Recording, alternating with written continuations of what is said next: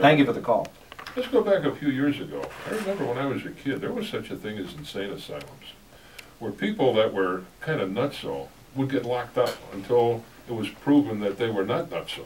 I'm sorry, but that's just not in the budget anymore. We had to provide for welfare recipients. The ACLU, this wonderful organization, got involved, along with some wonderful judges, and found that doing this to people, to the crazies, was not constitutional. So as a result, we have these crazies. Many of them are on the streets now. Many of them are the homeless, but they can get locked up. There's another. Well, they can. It's just that they've gone from facilities, mental facilities, to prison, and to where a lot of these guys, But you see, in prison, it's too late already because they've already done something. Well, that's true. But there's also a thread you look at in these mass killing crimes. Suicide is a part of it. So it appears to me that what some of these people are doing, a great number of them, is trying to go out in a big flash. Rather than just committing suicide, they want themselves to be remembered. So again, we're talking crazies that should be locked up. And like Ken, like you just said, these crazies are going to be around.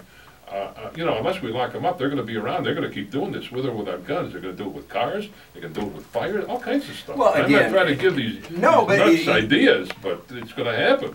And we've been told for several decades now that these types of autistic individuals, mental individuals, we'll find them out in school, and we'll steer them down the proper pathway to be able to address the mental issues that they're suffering from. But apparently that didn't happen in this case, because the parents, prior to getting divorced, pulled the kid out of high school because they didn't think the high school was properly addressing his mental issues. So she pulls him out of school, brings him home to homeschool him, and look where that turned out. The kid's whacked on video games 24/7, and then winds out acting out a video game at a first grade class. But I was just reading this morning's paper.